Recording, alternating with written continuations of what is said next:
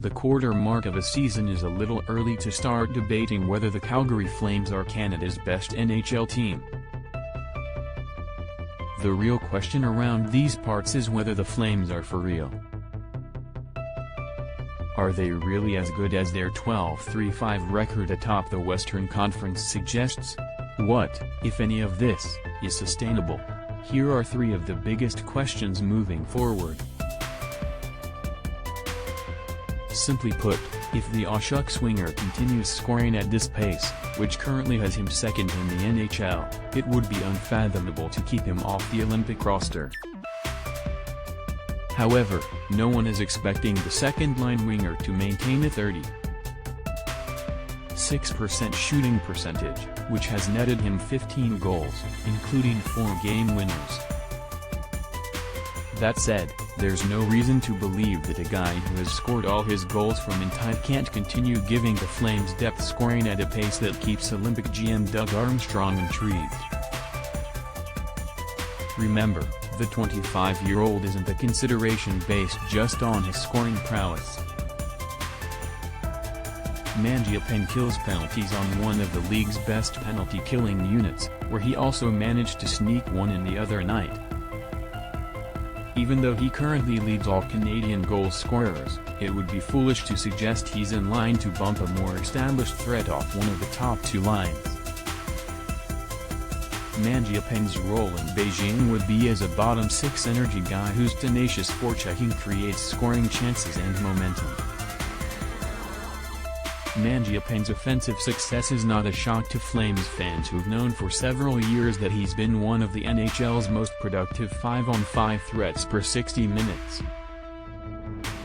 A left winger who has played on the right most of the season, Mangiapane has taken the hockey world by storm despite playing alongside a rotating cast of centers that included converted winger Dylan Dubé for a spell.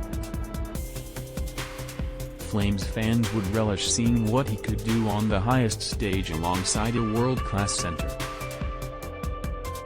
Factor in his strong finish last year and his MVP performance at the Worlds, and he's the hottest scorer on the planet, scoring 27 goals in his last 31 games.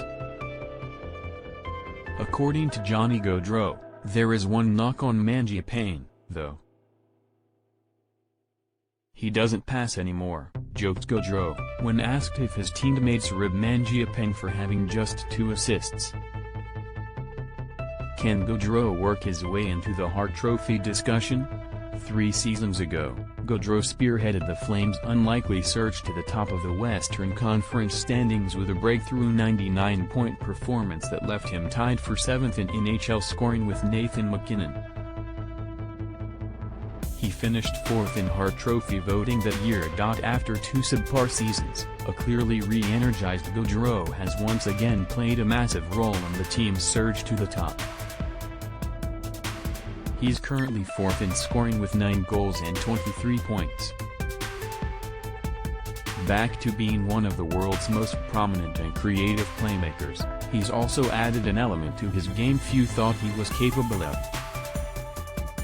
Gaudreau sits 4th in the NHL at +15, as part of a line with Elias Lindholm and Matthew Tkachuk that has been dominant at both ends as a trio that has played more minutes than any other line in the NHL this season. While Lindholm and Tkachuk have long been counted on to be 2 of the team's strongest 200-foot players, Gaudreau has bought into coach Darryl Sutter's system and been every bit as accountable defensively as any of his teammates. He even leveled Eric Holland with a rare, open ice check Sunday in Boston.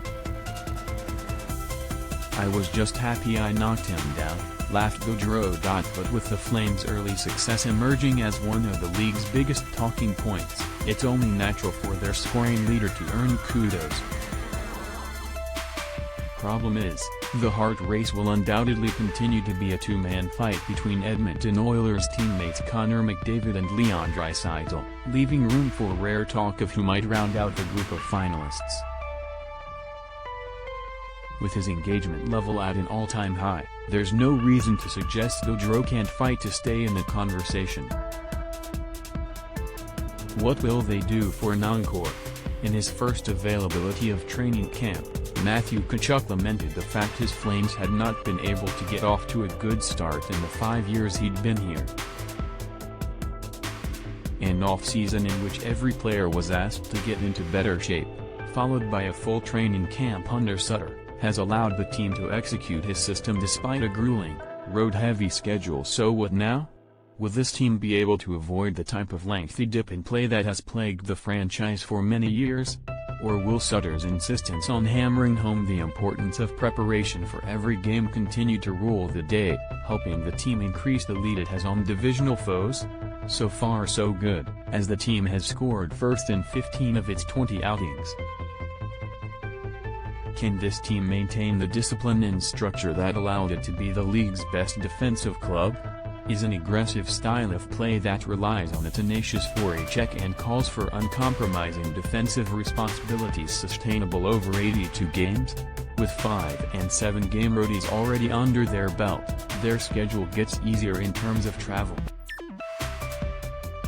However, now the onus is on building an identity at home that can be successful against the slew of Western Conference opponents they've yet to face. "We're in a good spot right now, atop the division," said Tkachuk, pointing out the typically slow-starting team has generally surged in the second quarter of the season. "But since I've been here, we haven't had a good start, but followed that up with a good stretch until Christmas. So, hopefully we can do that now. I think we're pretty happy with where we are at after the first 20 games."